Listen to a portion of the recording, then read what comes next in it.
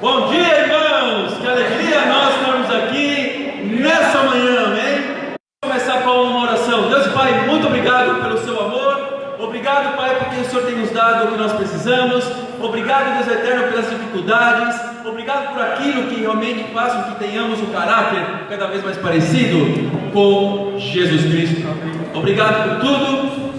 Eu oro ao Senhor, Pai, para que agora, nesse momento, a palavra do Senhor, Deus, possa causar impacto em nosso coração. Por favor, Pai, ajuda-nos, inspira-nos, Pai eterno, nos dê alegria, Deus. Ajude, Pai, para que nós saiamos aqui animados e encorajados para fazermos a vontade do Senhor acima da nossa própria vontade. Obrigado por tudo e é em nome de Jesus Cristo que oramos e agradecemos. Amém. Irmãos, eu quero começar hoje com uma pergunta: qual é o seu Jesus? É possível encontrarmos vários Jesus por aí? Será que Jesus era uma pessoa única? E o que nós vamos ver hoje é que nós sim podemos encontrar muitas características de um Jesus que não seja o Jesus da Bíblia. Amém? Então, quem você pensa que Jesus é? Jesus é aquele que pode te curar? Jesus é aquele que pode te dar aquilo que você precisa? Jesus é aquela pessoa que talvez resolva qualquer problema que você tenha?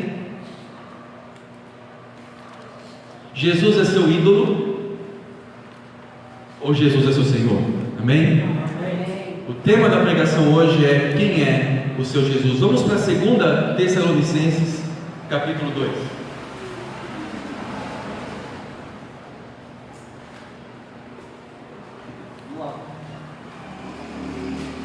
Amém, irmãos? Estão animados? Sim. 2 Tessalonicenses 2, versículo 16. Diz o seguinte: que o próprio Senhor Jesus Cristo, o Deus nosso Pai, que nos amou e nos deu eterna consolação e boa esperança pela graça, deem ânimo ao coração de vocês e os fortaleçam para fazerem sempre o bem, tanto em atos como em palavras. Amém? Então a graça de Deus é um presente para cada um de nós. Algumas pessoas, infelizmente, não estão debaixo da graça de Deus, estão debaixo da desgraça de Deus. Isso pode parecer um pouquinho forte para você, estar debaixo da desgraça de Deus. Mas sabe, a Bíblia diz que há muito mais pessoas que não estão debaixo da graça do que estão debaixo da graça. E estar debaixo da graça de Deus significa o quê? A Bíblia fala e complementa aqui, pedindo ânimo a Deus, fortalecimento para um objetivo: sempre fazer o bem. De que forma? Em palavras, amém? Podemos fazer bem por meio das palavras, mas também por meio de atos, atitudes. Então o que nós vemos muitas vezes por aí são muitas palavras, mas poucas o que? Atitudes. Então palavras são importantes. Podemos falar palavras de bem? Sim, podemos. E é bíblico isso. Isso é bíblico. Mas também existe um outro lado, que é termos o que? Atitudes de uma pessoa que está debaixo da graça de Deus. Mas como funciona, algumas vezes, como funciona esse mundo religioso que nós encontramos aí fora? Como que funcionam as coisas? Funciona da seguinte forma: eu me sinto, olha só, debaixo da graça de Deus. E por que eu me sinto? Como que eu me sinto debaixo da graça de Deus? Quais são as características? Porque eu me sinto bem na igreja, porque eu me sinto bem no louvor, eu consigo chorar e me emocionar, eu consigo me relacionar com Deus com as minhas emoções, não é isso? Isso é muito significativo. Daí vem muitos testemunhos, não é isso? Testemunhos de pessoas que sentem a presença de Deus, de pessoas que podem dizer como elas enxergaram Deus fazendo bem para essa pessoa. E aí se baseia o seu relacionamento com Deus, naquilo que elas sentem e naquilo que ela pode ver o que acontece ao seu redor. Então as pessoas começam, por meio disso, a dizer: então estou debaixo do que? Da graça de Deus. Mas quais são as atitudes? Sim, eu também tenho atitudes. Eu vou aos cultos da igreja.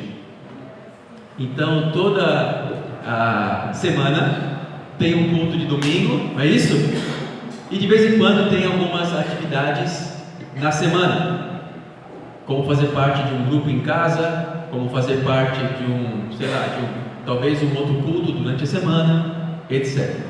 E aí muitas pessoas vão empurrando a sua vida espiritual, achando que isso é suficiente para que ela esteja debaixo da graça de Deus. Mas hoje Deus vai mostrar para cada um de nós o que realmente é estar debaixo da graça de Deus. Se você só faz isso que eu falei, não é suficiente para afirmarmos que estamos debaixo da graça. Não é suficiente para afirmarmos que somos salvos. Não é suficiente. É necessário algo a mais.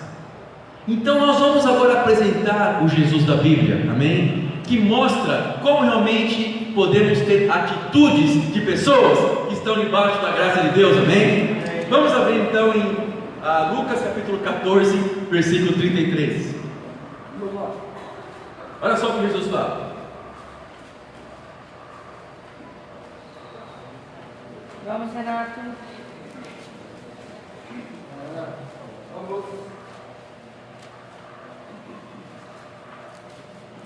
Muitas vezes podemos criticar pessoas que se dizem cristãs, mas não são praticantes, ou de determinada denominação religiosa, mas não são praticantes. Mas pode acontecer, e acontece muito, de pessoas que acham que estão fazendo o suficiente, e esse suficiente para ela é aquilo que ela está fazendo naquele momento. Esse suficiente não é o suficiente para Deus, amém? Olha só que interessante. O que nós pensamos ser suficientes pode não ser suficiente para quem? Na expectativa de Deus. Então, eu tenho que ser um discípulo, um cristão, não de acordo com as minhas expectativas. Eu tenho que ser um cristão de acordo com as expectativas de Jesus, amém? Expectativas de Deus. E quais são essas expectativas? Vamos lá, Lucas 14, 33. Aqui Jesus coloca algumas condições para que alguém possa segui-lo. E diz o seguinte: da mesma forma, qualquer de vocês que não renunciar a tudo o que possui, não pode ser meu discípulo. Uau! Esse único versículo que não está tirado aqui do contexto. Você pode ler o contexto inteiro depois, o capítulo inteiro, o livro de Lucas inteiro, o Evangelho. Você vai ver que realmente é isso. Esse versículo é um versículo que é uma flecha certeira em nosso coração. Ele diz o seguinte: que não pode, Jesus disse, não pode ser meu discípulo aquele que não renunciar a tudo que possui. Olha só, vamos agora fazer algumas observações disso. O que seria renunciar a tudo que nós possuímos? Seria renunciar o seu carro? Sim ou não? Sim. Claro. Seria renunciar a sua casa? Sim. Seria renunciar, vamos um pouquinho além, seria renunciar o videogame, Eduardo? Sim. Seria renunciar a comida? Principalmente. Hein, Lucas? Sim. Renunciar a comida? Mas que isso? Mas eu preciso comer para ter saúde? Onde já se viu? Nós precisamos agradecer pelo alimento, como eu tenho que renunciar a comida? Seria renunciar a comida? Seria renunciar seu pai, sua mãe? Sim. Que isso, a Bíblia ensina para respeitarmos os pais. Eu não posso renunciar ao meu pai. Veja bem, nós vamos explicar o que seria esse renunciar. Isso. Ok? Renunciar não é não cuidar. renunciar seria colocá-lo numa posição inferior à sua servidão a Deus. Seria renunciar seu pai e sua mãe? Sim ou não? Sim. Sim. Seria renunciar sua vida? Sim. Seria renunciar tudo o que pensamos que possuímos, porque tudo que nós possuímos é ilusório. Só esse ano eu fui em cinco enterros. E eu sei que Deus está querendo mostrar coisas para a gente, não? Quando a gente vai em enterros, querendo que nós pensemos muito mais na nossa vida, mais do que aquela pessoa que morreu está pensando agora, porque já não existe mais oportunidade, ou ela já está com Deus. Então, para que serve o enterro? As homenagens que fazemos no enterro, é muito provável que essas homenagens não cheguem até o morto mais. É mais para nossa reflexão, porque ali só tem uma casca, só tem um corpo que vai apodrecer, não é isso? Então, o que eu penso? Eu penso que renunciar tudo que possui é renunciar a tudo realmente o que nós possuímos. Mas o que acontece hoje? Qual Jesus é pregado hoje por aí? O Jesus que faz com que nós nos apeguemos mais ainda às coisas que possuímos. Mas como isso? Que Jesus que é esse? É o Jesus que faz com que você tenha mais bens materiais, como sinal de bênção. Que você também, outra coisa que nós temos que renunciar também é saúde, tá bom? Se você renuncia a você mesmo, está renunciando também à sua saúde. Então, é você seguir um Jesus que vai ajudar você a ter mais saúde. É seguir um Jesus que vai ajudar você a ter mais bens materiais. É renunciar, é seguir um Jesus que vai ajudar você a ter as condições. E muitas pessoas buscam esse Jesus como sinal de submissão a Ele em troca de alguma coisa. Normalmente nós fazemos isso quando nos direcionamos a algum ídolo, não ao Senhor. Hoje nós escutamos algo incrível aqui. Eliana foi batizada, amém? Vai ser batizada, e ela fez a boa confissão dela aqui para todos nós, amém? O que ela falou? Jesus é meu ídolo. Não, Jesus é meu Senhor. Então, qual é a diferença? Jesus é ídolo quando temos expectativas em servi-lo, expectativa de termos algo em troca. Jesus é Senhor quando a única expectativa de eu servi-lo é por amor. Mas não é qualquer amor, é o amor supremo, a ponto de renunciarmos tudo o que nós temos. Olhando para esse mundo, vemos tantas pessoas fazendo loucuras por amor, não? Há um tempo atrás, eu vi um helicóptero despejar pétalas e pétalas de rosa em cima do prédio onde trabalhava uma mulher que seria pedida em noivado. Que loucura, não? Você alugar um helicóptero e despejar rosas e depois ter que pagar multa para a prefeitura ter sujado a cidade. Outro dia eu vi, internet é um lugar legal, você vê muitas coisas boas, muitas coisas engraçadas e muitas coisas tristes. Eu vi uma coisa triste na internet. Eu vi lá na China um cidadão que comprou, se eu não me engano, dezenas de iPhone, da última geração que tem. iPhone é caro, não? Você pode comprar um carro com o dinheiro que você compra, dependendo do iPhone que você compra. E esse cidadão comprou dezenas e fez um círculo de coração assim, e chamou a pessoa que gostaria de pedir em noivado ao meio desse círculo.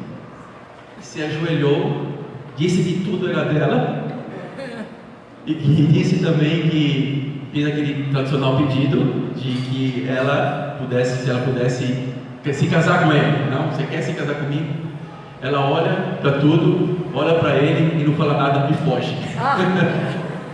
Imagina quanto dinheiro esse cara não gastou. Esse chinês não gastou, não sei se era chinês ou coreano, era um oriental, mas quanto dinheiro ele não gastou? E chegou na hora, ela não quis, ela fugiu, não quis se casar com ele. Que triste, não? Imagina todo o esforço. Pessoas fazem loucuras por amor. Mas eu pergunto, e para Deus, o que nós somos capazes de fazer? Qual loucura nós fazemos para Deus? Depende de quem você acha que é seu Jesus. Então, nosso Jesus é nosso Senhor. Nós não temos direito de reivindicar nada, amém? Não temos direito de pedir nada. O único direito que nós temos é de ir para o inferno. E Ele veio e nos resgatou e nos salvou. E por gratidão, nós nos submetemos a Jesus como sendo nosso Senhor. Então não temos direito de reclamar de nada. Cada reclamação que nós fazemos, seja em pensamentos, seja em palavras, é sinal de gratidão a Deus. Mas Renato, você não sabe como que é a minha vida. É uma tensão total. Você não sabe como é no meu trabalho, você não sabe como que é na minha escola, você não sabe como que é na minha família, com meus familiares que ainda não são discípulos, o que eu tenho que suportar, o que eu tenho que aturar. Só falo uma coisa para cada um de nós que pensa assim: olha para a cruz. Olha para a cruz. E todos os nossos problemas serão minimizados. Todos, qualquer um.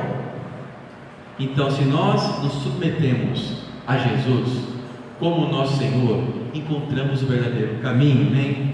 Lucas 6, 46. Estão comigo, irmão? Sim. Não é bom poder estudar sobre Jesus, não é? As melhores pregações que eu gosto de fazer, que eu gosto de falar, é quando eu estudo o caráter de Jesus. Olha só o que ele fala em Lucas 6, 46. Por que vocês me chamam Senhor, Senhor, e não fazem o que eu digo? Uau! Que forte! Mas você não falou que Jesus é meu Senhor? Eu não faço de Jesus o Senhor? Sim, também não adianta nada chamar Jesus de Senhor, se nós não temos a atitude de fazer o que Ele diz. Tem um verbo aqui, que é o verbo fazer. Esse verbo é importantíssimo se nós queremos perseverar em nossas vidas como discípulos de Jesus. Algo precisa ser feito. Então, fazer o que Jesus diz. O que é? O que é fazer o que Jesus diz?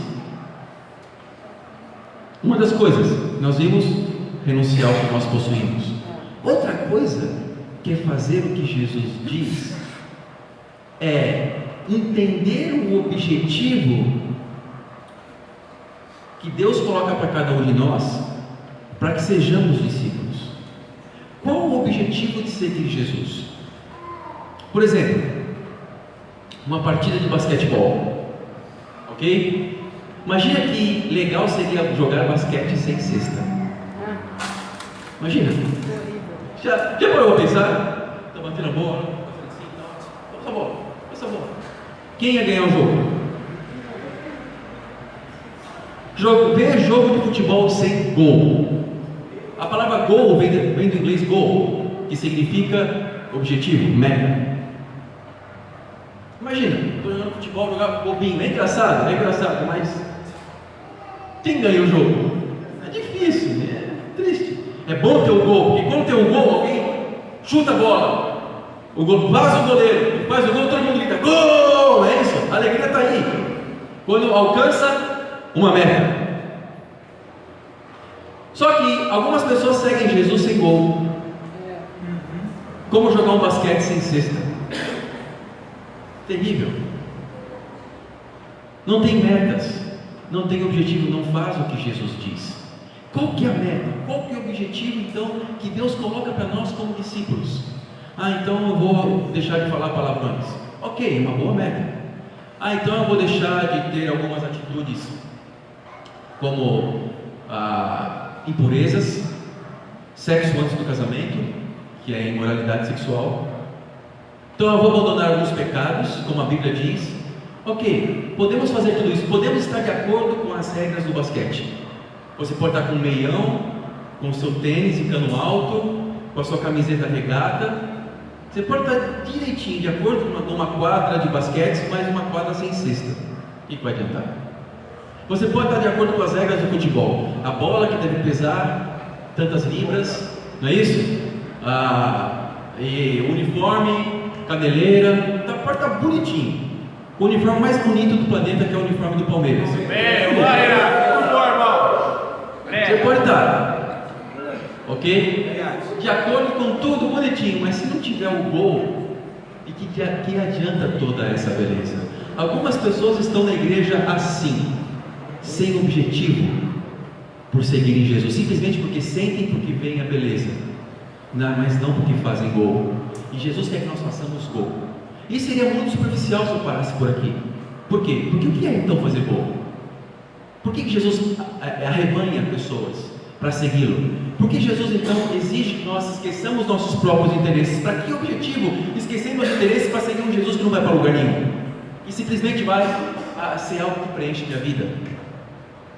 Qual é o objetivo?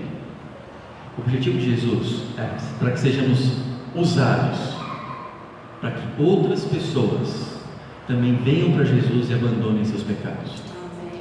Esse é o objetivo de Jesus. Fazer o que Ele diz. Não adianta chamar Jesus de Senhor, Senhor, se nós não fazemos o que Ele diz. Fazer o que Jesus diz é algo muito didático, eu estou dizendo aqui. Fazer o que Jesus diz é usar toda a nossa energia, é renunciarmos tudo para uma coisa: evangelizarmos esse mundo em nossa geração. Essa é a coisa mais preciosa que Jesus veio fazer nessa terra, e é isso que de mais precioso podemos fazer aqui nesse mundo enquanto vivemos, amém? Usarmos toda a nossa energia para fazermos discípulos. Daí vem a pergunta: como eu sou no meu trabalho? Como eu sou na minha escola? Como eu sou quando eu ando pelas ruas? Será que eu ando com a visão que Jesus tem? Ou eu ando olhando para dentro de mim mesmo? Muito bom. Eu não namoro ainda. Minha situação financeira, meu casamento está lá meia boca ainda, com algumas coisas para resolver. Mas ainda não tenho esses bens materiais que eu gostaria de ter. Mas ainda... E vamos carregando, aí vamos puxando a nossa vida. Mas aí, Deus me dá energia, Deus me dá perseverança e eu vou para frente. Tem pessoas que andam assim, não andam com os olhos de Deus nas ruas, no trabalho.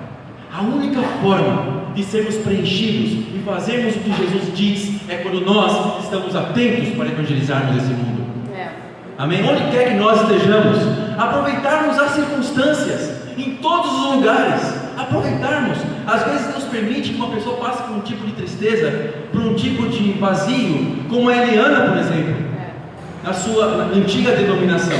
Você passa por um vazio, você passa por uma tristeza. Por quê? Porque Deus quer produzir algo maior. Os problemas que nós passamos é um treinamento para que possamos suportar problemas maiores, que é um treinamento para que possamos dar glórias a Deus verdadeiramente, com a nossa vida, com o nosso objetivo. Se nós estamos caminhando assim, nós vivemos uma vida com um propósito. Amém? Por que vocês me chamam Senhor, Senhor, se não fazem o que eu digo? Depois ele mostra como.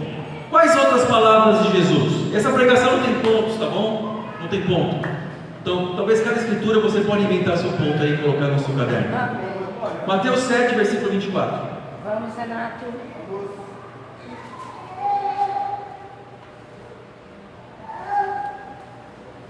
Olha só o que acontece. Vamos ler a partir do versículo 23. Entrando ele no barco. Não, desculpa. Mateus 7, 23. 23 e 24. Então eu lhes direi claramente: nunca os conheci, afastem-se de mim, vocês que praticam o mal. Para quem Jesus está dizendo isso? Para quem? Para pessoas que estavam dando frutos. Quem eram essas pessoas? Falsos profetas, que não produziam frutos. O que é um fruto? Um fruto de uma árvore, normalmente esse fruto é o objetivo dessa árvore em se procriar, em se multiplicar, ok? Então nós temos uma árvore. Se ela tivesse só folhas, essa árvore não se multiplicaria. É necessário que ela tenha, que ela produza também o que? Frutos. Esses frutos possuem o que dentro deles? ou sementes, caroços, não é isso? Tem alguma coisa dentro do fruto, ou dentro de uma flor, de uma planta, que faz com que ela se multiplique. Não é você falar, Renato, mas banana não tem caroço, mas tem semente. Tem semente não. Se você abrir ela bonitinha, você vai ver uma carreirinha de sementes. Então normalmente existe isso, e essa é a natureza. Então quando a Bíblia está falando de frutos, está dizendo que reprodução, ok? Você pega um abacate, abre, lá dentro tem um caroço, e aquele caroço pode tornar uma árvore, uma abacateira, certo? Se você plantar, tiver todas as condições necessárias. Então uma coisa interessante, nós vemos aqui que aqueles que não produzem frutos, Jesus fala, então eu te direi claramente, nunca os conhecia, façam-se de mim, vocês que praticam o mal. São como pessoas que praticavam o mal. Então, olha como é profundo o negócio. Não é simplesmente falar que o mundo de Deus está perdido. É falar mais ainda, é falar que tem pessoas que praticam o mal. Por quê? Porque estão seguindo um Jesus superficial. Um Jesus que não multiplica o caráter. Pessoas que não multiplicam o caráter de Jesus nas pessoas. Amém? E mais, versículo 24. Portanto, quem ouve essas minhas palavras e as pratica é como um homem prudente que construiu a sua casa sobre a rocha. Temos mais aqui. É necessário ouvir e praticar a mensagem de Cristo. E para quem ele está dizendo isso? Está dizendo para aqueles que não estão produzindo frutos de acordo com a vontade de Deus. Porque temos uma palavra chamada portanto, que significa por quê. Então, por quê? Por causa disso, o que acontece? Quem ouve as minhas palavras e as pratica é como um homem prudente que construiu a sua casa sobre a rocha. Então, nossa vida cristã tem que ser construída sobre a rocha, amém? Outro capítulo, versículo 21, capítulo 21, versículo 43. Mateus 21, 43. Olha o que Jesus fala. Amém. Fala, Renato. Portanto, eu lhes digo que o reino de Deus será tirado de vocês e será dado a um povo que dê os frutos do reino. Pergunta: para quem Jesus está dizendo isso? Para quem? Para os religiosos, para os judeus da época, para aqueles que estavam de acordo com a velha aliança. Ele está dizendo: o reino de Deus será tirado de vocês. Uau! O reino de Deus tirado de mim. E por quê? Se ele fala, se ele complementa depois, dizendo que será dado a quem? Será dado a um povo que deu os frutos do reino, significa que eles não estavam mais dando os frutos do reino, né? Não precisamos ser tão inteligentes assim para entender isso, né?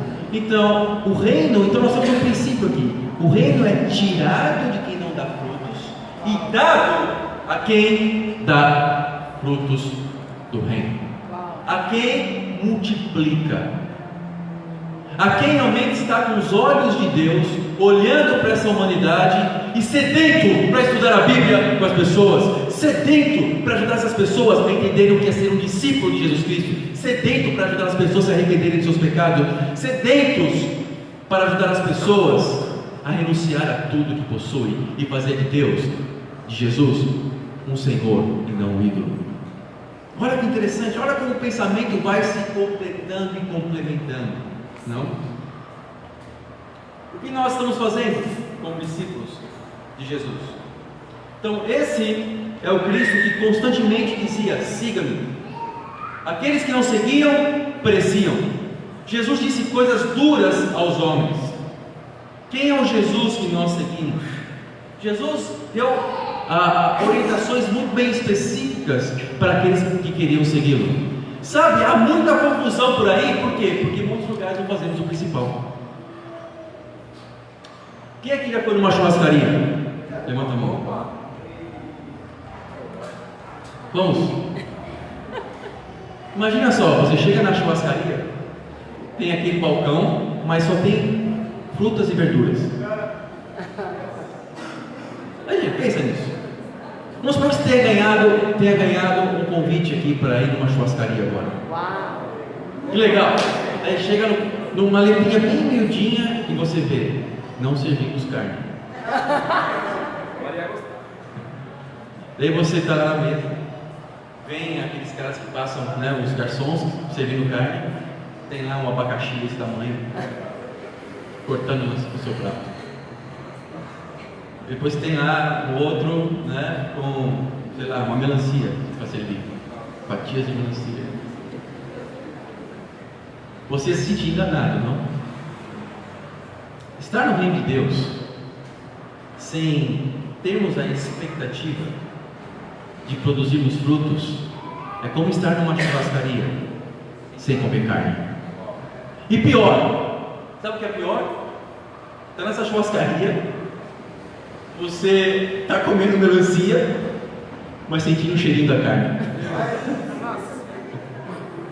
Daí você pensa, onde está a carne? Não, isso é só um cheiro artificial para as pessoas sentirem que estão comendo carne, né? Para se sentirem bem. Então come a sua fatia de abacaxi, pensando que é uma picanha.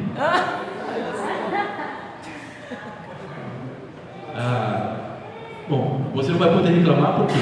Porque te deram um convite. Você não vai poder reclamar e vai dizer, quero meu dinheiro de volta porque você não pagou. Entende?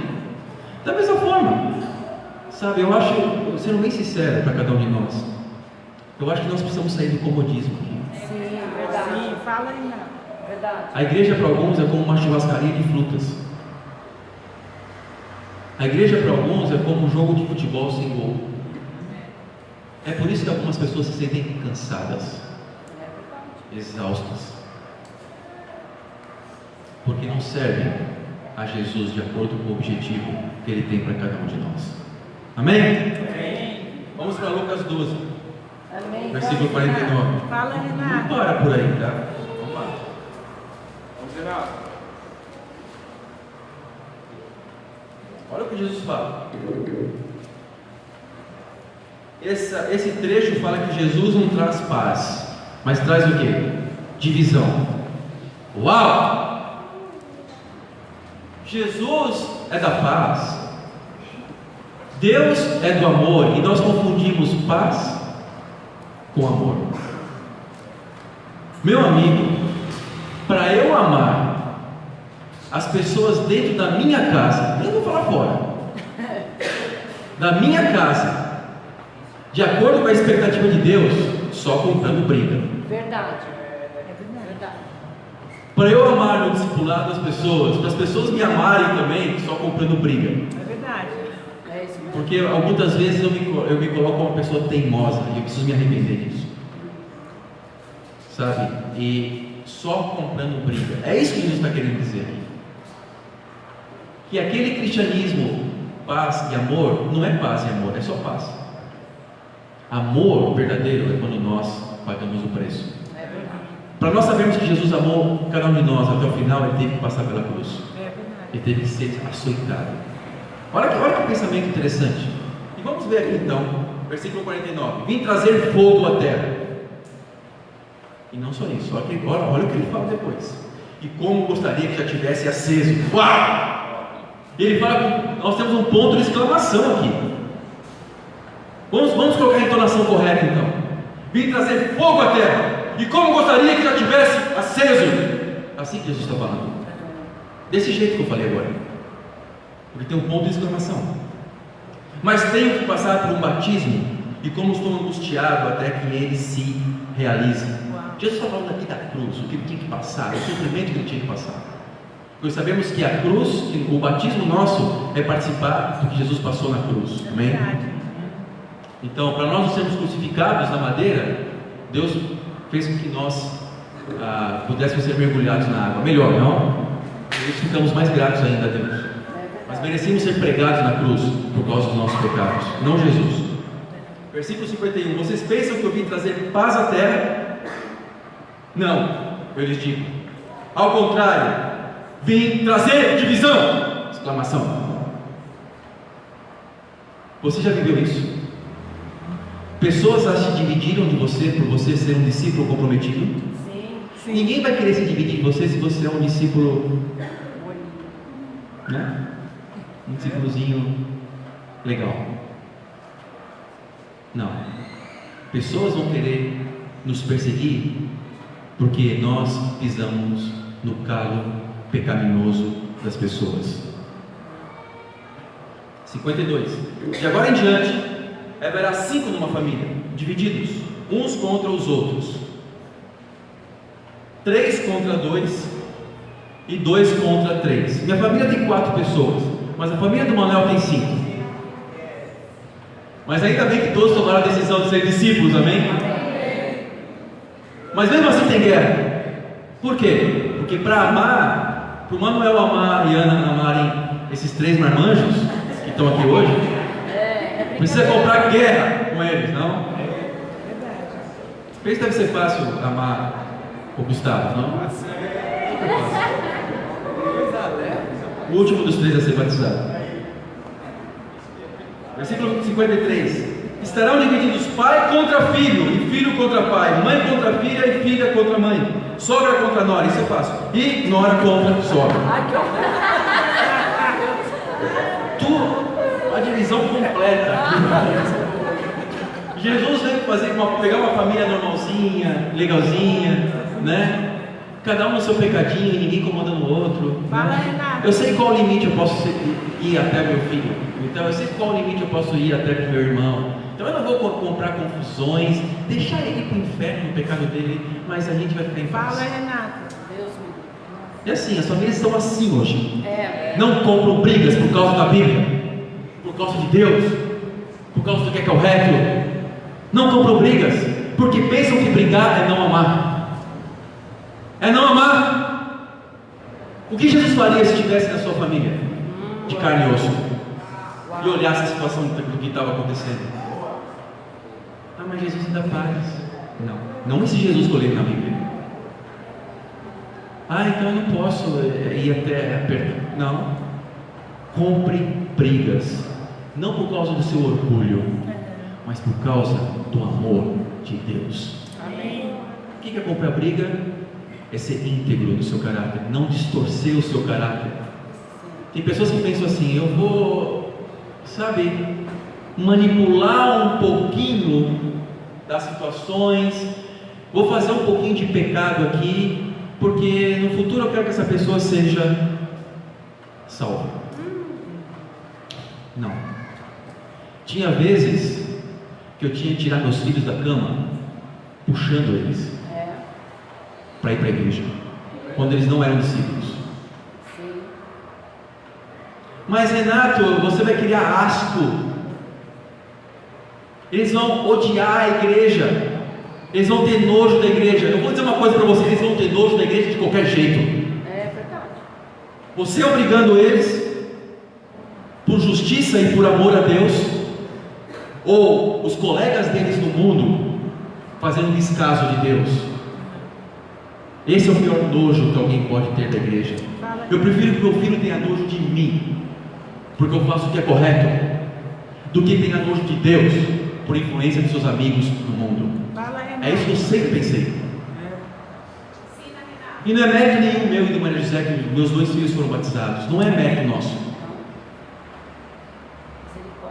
É misericórdia de Deus. E como Deus apertou a mim e a minha esposa, para que nós pudéssemos entender isso. As brigas que nós tivemos que comprar. Só Deus sabe as vezes que eu queria deixar meus filhos no pecado para eles aprenderem alguma coisa. Mas Deus falou: não deixe Renato, não deixe ele ir naquela festa. Mas ele vai ter raiva de você. Ok? Fala, Renato. Não tiveram raiva de Jesus? Imagina se Jesus estivesse lá falando assim: eu não vou para a cruz porque isso vai espantar muito as pessoas. Sangue correndo, não? Imagina. Aquele filme do Mel Gibson, que você vê A Paixão de Cristo, Jesus sofrendo, biblicamente falando, é light. Porque a Bíblia fala em Isaías 52:14 que ele ficou tão desfigurado que ele parecia um ser humano. Lá você ainda vê um ser humano. Os homens não reconheceriam ele como ser humano. Você olharia para Jesus: o que é? É um ser humano. O que é isso? Assim que Jesus ficou escancarado. E esse Jesus que é pregado por aí, o Jesus ídolo, todo mundo quer um ídolo bonitinho. Você não vê um ídolo feio por aí. Um ídolo bonitinho, que é atraente, não? Lugares com muita ostentação, que guardam esses ídolos. Jesus nasceu numa manjedoura de boi. Foi pregado numa cruz como um ladrão. E foi sepultado numa caverna. Mas hoje ressuscitou. Está sentado ao lado direito de Deus para mostrar a sua glória daqueles que perseveram até o fim. Amém. Meus irmãos, amigos que nos visitam, eu não gosto de fazer muitos apelos, mas eu vou fazer um apelo hoje para você. Amém. Fala, Renato. Não se dobrem a Satanás. Não se dobrem à ingratidão. Compre brigas. Ah, mas a minha esposa, ah, mas o meu marido, ah, mas meu filho vai ter mais. Compre, seja íntegro no seu caráter. E pessoas de caráter vão seguir você. Talvez é isso que eles estejam esperando. Ver uma atitude sua. Uma atitude digna de um discípulo. E assim nós mostramos que não temos vergonha do Evangelho. E assim nós mostramos que nós seguimos adiante. E assim vemos que homens corajosos atraem homens corajosos. Mulheres corajosas atraem mulheres corajosas. Sim, é verdade. Um corajoso não vai atrair um covarde. E Jesus quer pessoas corajosas, íntegras, para a sua honra e para a sua glória.